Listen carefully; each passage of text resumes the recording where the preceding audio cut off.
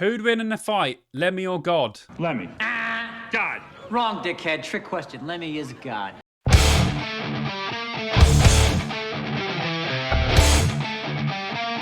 What's up, dudes? Simon back with another video. Today we are going to be talking about metal musicians that hate their own music or songs or albums. A couple of different things on this list, and quite an interesting concept that someone would grow to hate their own form of art. Strange, but I guess musicians, especially older ones, do have to play quite a few of the same songs over and over again. So I guess that would start to get a bit annoying after even like a couple of years, let alone playing the same songs for 30 years or whatever. So yeah, I won't waste any more of your time. Let's get into it. In this, I will be quoting actual words from the members of the band, so you can really get to grips with why they actually hate what they're saying that they hate. Instead of me just talking about it, I will be quoting directly from them. Okay, let's start off with Korn and Jonathan Davis, who I certainly don't hate any Korn tracks, but I think Jonathan Davis might. So let's take a look at what he said. All in the Family from Follow the Leader, which is a great album, is the worst song ever. It's horrible. We were all drunk in the studio and I was trying to rap. At the time, we were just having a good time, but I now just cringe. I've got nothing against Fred Durst. It just sucks. We were out of our minds drunk. It shouldn't even have made the record. Now, that is pretty interesting. It's not a great song. It's not a terrible song, but I could see how someone would look back on that with embarrassment. Although overall, I think that is probably one of the best Korn albums. I'd like to see what Fred Durst thinks of it from his side and see if he still thinks it's good or he thinks it's trash, just like Jonathan Davis. But yeah, that's a pretty cool one to start off with. Now, I think this next one was inevitable because I'm pretty sure I knew this already, and I'm pretty sure everyone could tell when they used to play it live. But Lemmy, the legendary bass player and husky-voiced man from Motorhead, may he rest in peace, does not like one of their songs. I bet you can already guess which one it is. Let's see what he said about it. I'm sick to death of Ace of Spades now. We didn't become fossilized after that record, you know. We had quite a few good releases since then, but the fans want to hear it, so we still play it every night. For myself, I've had enough of that song.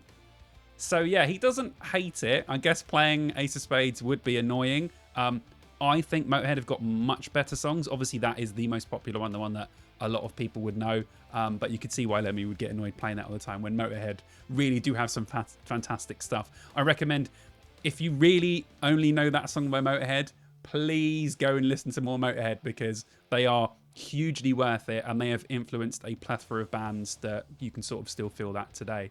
Let's log on the next one, shall we? A similar story with this next one, I think you're gonna find out straight away, is of course Nirvana and Kurt Cobain, so I bet you can already guess what this one is. But let's see what he said about it at the time, and then we'll have a little chat about it.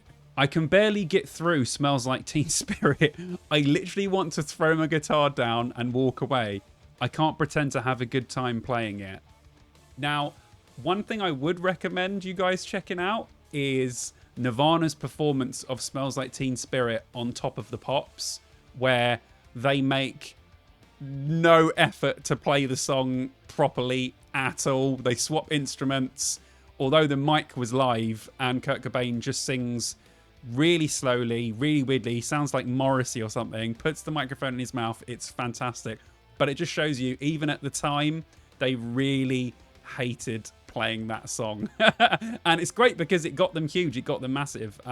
But, you know, it's just one of those things. Your biggest hit might not be your favourite song, but it might be everyone else's. So you kind of feel like you have to play it. But it's a good one. Definitely go and check that out. That Top of the Pop performance is pretty wild. It's great. Now, the next one is Metallica rated. Before I go into that, I just want to say I actually do a podcast where we just done a whole episode about just Metallica. So if you're a Metallica fan, I'm sure you'll absolutely love it. We literally talk for an hour and a half about Metallica. It's me, my good friend Adam Cox. The link to the podcast is below. Go check it out. Now, a lot of people, like me, when you think of Metallica not wanting to play a song, you're probably going to think it's definitely going to be Saint of St. Anger.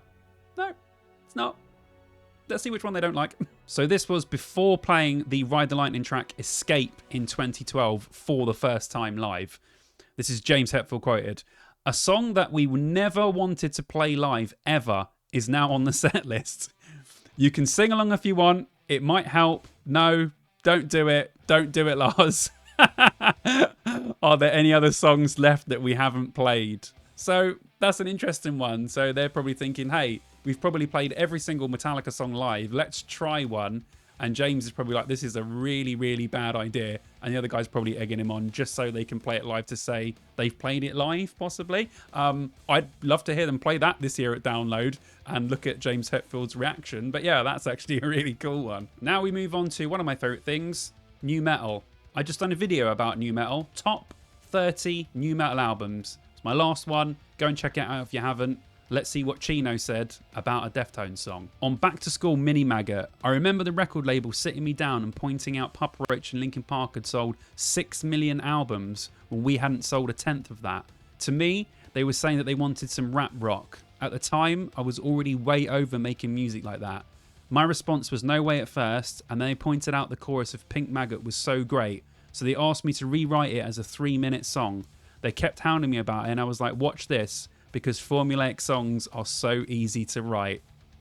Well, I mean, at the time, those bands were so big, I could see why record labels were pushing a lot of bands to do that. You know, even now, how many Bring Me the Horizon clones are there now? Loads, because record labels push bands to make what is popular so they can make money, and, well, band can make money, no one makes money with music anymore, but well, apart from a chosen few. But yeah, but you can see how that would happen, and I can understand why he would be annoyed about it. I really like that song and that Back to School Mini Maggot like little EP or whatever it was. It was awesome. It was really good. So yeah, awesome to get these little insights into songs that you never ever thought. Maybe you'll listen to Pink Maggot next time and you'll think about it like a strange way, because I'm definitely gonna listen to it after this now and see if I remember it being really good and if it's really commercial sounding compared to the rest of Deftones stuff. Clown from Slipknot actually hates a Slipknot album. Let's see which one he hates. All Hope Is Gone is my least favourite Slipknot album. No tension, no pain, just efficiency. Being able to go home, able to sleep is not good. Not for what we do. Now, I understand that in some ways. He's basically saying that he didn't put everything into that album. But I always feel like, I'm sure you guys probably haven't heard me talk about it on here, but on the podcast, I've talked loads about how I think All Hope Is Gone is an amazing Slipknot album. Much better than the Grey Chapter and much better than We Are Not Your Kind. I don't know why people always sort of just hate on it all the time. I think it's a fantastic album, but even members of the band don't like it, so that says a lot why a lot of the fans wouldn't like it. But I am a huge fan of that album. I'd like to know what you guys think about Slipknot, because the last album was very interesting, and you know, they've kind of had ups and downs in their career, but they are quite consistent.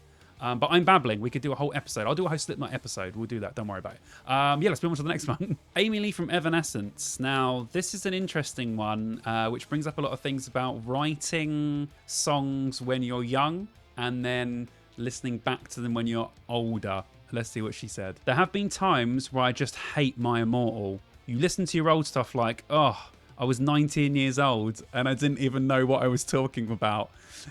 I was so dramatic. It's like reading your diary, but I'm over it. Now, I think we can all understand that. If you were to go back to your diary, or if you're a musician and you were to go back to, you know, a song that you wrote when you were 14, it might be good, but you would probably look at it with your eyes on now and go, well, that's a bit cringy. It's a bit, you know, you were all like, oh, the pain, oh, the suffering when you were living at home, having everything done for you. Writing songs now, that's suffering with a mortgage or whatever. That's suffering. So it's yeah, it's easy to understand those kind of things, and you can understand why. I like My Immortal. I think it's a good song, but if I would have written that song when I was 19, I probably wouldn't look back on it fondly either. Slash from Guns N' Roses. Let's see what song he really, really doesn't like, or maybe has grown to like. So Guns N' Roses, obviously Sweet Child of Mine. Slash famously used to hate this iconic song from Guns N' Roses, Sweet Child of Mine.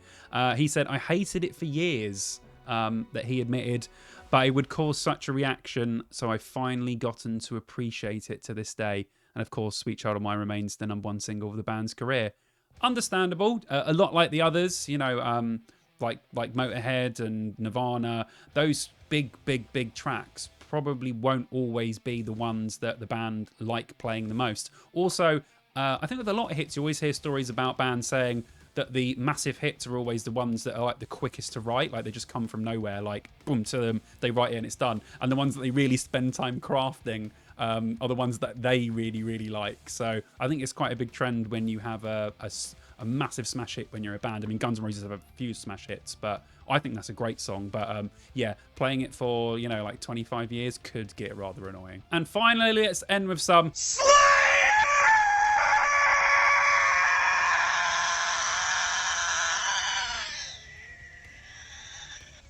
Kerry King.